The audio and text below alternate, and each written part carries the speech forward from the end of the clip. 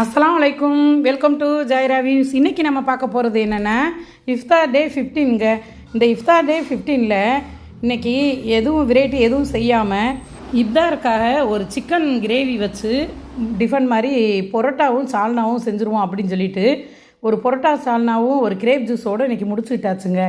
ஆமாம், இன்றைக்கி பொரோட்டா வீட்டிலையே இன்றைக்கி செம்மையாக செஞ்சோம் பாருங்கள். இன்றைக்கி நல்லா 1 கிலோ சிக்கனை வாங்கி நல்ல கிரேவி மாதிரி குழம்பு வச்சாச்சுங்க. குழம்பு மசாலா எல்லாம் போட்டு நம்ம எப்போதும் உள்ள மெத்தட்லேயே எல்லாம் போட்டு ஒரு நல்ல செம்மையான ஒரு சால்னா மாதிரி ஒரு கிரேவி மாதிரி வச்சாச்சு.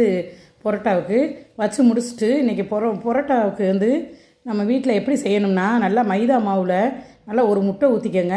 முட்டை ஊற்றி பாலும் ஊற்றணும். ஒரு முட்டை ஊற்றணும், பால் பசும்பால் ஊற்றணும். 1/2 டம்ளர் பசும்பால் ஊற்றி ஒரு அரை ஸ்பூன் கொஞ்சோண்டு ஜீனி போட்டுக்கோங்க.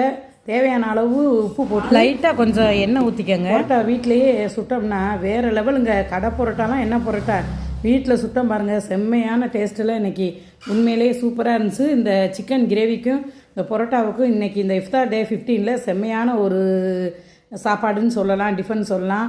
ஆமாம், இன்றைக்கி நல்ல விதமாக திறந்தோம். ஒரே ஒரு கிரேப் ஜூஸ் மட்டும் போட்டுக்கிறோம்.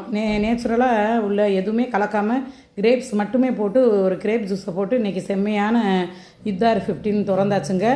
நாங்கள் உங்களுக்காக துவா செஞ்சுக்கிறோம், நீங்கள் எங்களுக்காக துவா செய்யுங்க. அஸ்ஸலாமு அலைக்கும். போதும். இந்த வீடியோ உங்களுக்கு பிடிச்சிருந்தா லைக் பண்ணுங்கள், ஷேர் பண்ணுங்கள், சப்ஸ்கிரைப் பண்ணுங்கள். மறந்துடாமல் பக்கத்தில் இருக்க பெல் பட்டனையும் தட்டி விட்டுருங்க.